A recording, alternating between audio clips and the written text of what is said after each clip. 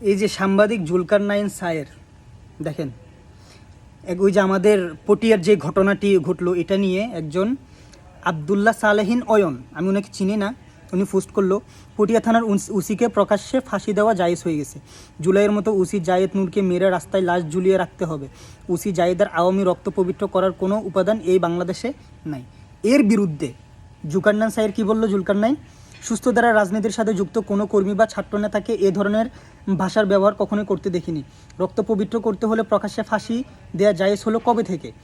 এবং এই ছেলের দাবি হলো ফাঁসি দেওয়ার পর লাশটি রাস্তায় ঝুলিয়ে রাখতে হবে। কি ভয়াবহ উগ্রতার উস্কানি! কেউ যদি অন্যায় করে তাকে ধরে প্রকাশ্যে ফাঁসিতে ঝুলাতে হবে? এই ধরনের উগ্রতার স্থান সভ্য সমাজে হবে না। চিফস অ্যাডভাইজার গভর্নমেন্ট, আপনাকে অবশ্যই এবং অবশ্যই এইসব উগ্রতাকে বিনাশে শক্ত পদক্ষেপ নিতে হবে। এই যে দেখেন, মানে উনি বুঝাতে চাইতেছে পুলিশ যাই কিছু করবে হালাল, আর আমরা সাধারণ মানুষ পুলিশের বিরুদ্ধে, প্রশাসনের বিরুদ্ধে কোনো একটা কথা বললেই ওটা হারাম। মানে আমরা কিছুই বলতে পারবো না। এই সুশীলবাজ জুলকারনাইন সায়েরের অনেক কথা আছে, আমি ওনার পক্ষে কথা বলি, কিন্তু অপরাধ দেখলে, অন্যায় দেখলে সেটার বিরুদ্ধে অবশ্যই আমাদেরকে কথা বলতে হবে। উনার কথাই এটা হচ্ছে উস্কানি দিচ্ছে। তো একজন মানুষ, উনি পুলিশ হোক, যেই হোক, প্রশাসনের লোক হোক, যেই হোক, একজন নিরস্ত্র মানুষের উপরে যদি বিনা কারণে যদি আক্রমণ করে, আঘাত করে, সে কি কথা বলবে না? এই যে ছাত্র জনতা, ওরা নিরস্ত্র, ওরা শান্তিপূর্ণ আন্দোলন করতেছে, ওইখানে পুলিশ এসে আক্রমণ করলো, পুলিশ এসে গায়ে হাত দিল, তখন কোথায় ছিল এদের সুশীলগিরি?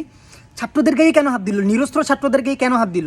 জুলাইয়ের বাংলাদেশে দাঁড়াইয়ে, জুলাই মাসে, যে জুলাইতে আমরা দেশ স্বাধীন করছি, যে জুলাই শুরু থেকেই আমাদের ভাইয়েরা বোনেরা রক্ত দিছে, এই জুলাইয়ের মধ্যে দাঁড়িয়েই তারা জুলাই যোদ্ধাদের গায়ে হাত তোলার দুঃসাহস পাই থেকে।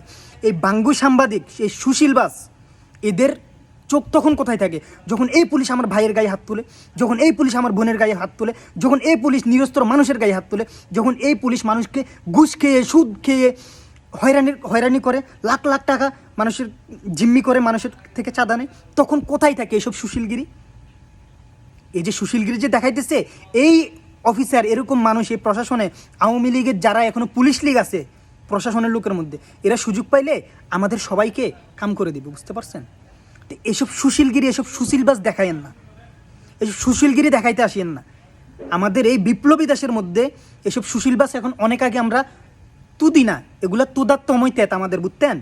এগুলো আমরা এখন তুদি না। এসব সুশীলগিরি দেখাইতে আসিয়েন না। সুশীলগিরি দেখাবেন, জায়গা বরাবর একেবারে তুদে দিব আমরা। আপনি একজন সাংবাদিক, বাঙ্গু সাংবাদিক, সুশীলগিরি দেখাইতেছেন, তখন কোথায় থাকে আপনার মানবতা?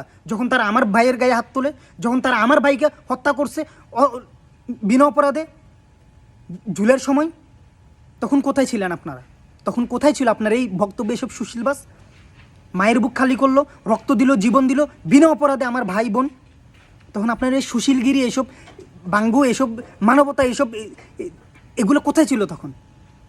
সভ্য হন, সভ্য সমাজে বসবাস করেন, সভ্য হন। অসভ্যতার মতো কথা বলবেন, আপনার সাথে অসভ্যতা আমি করা হবে।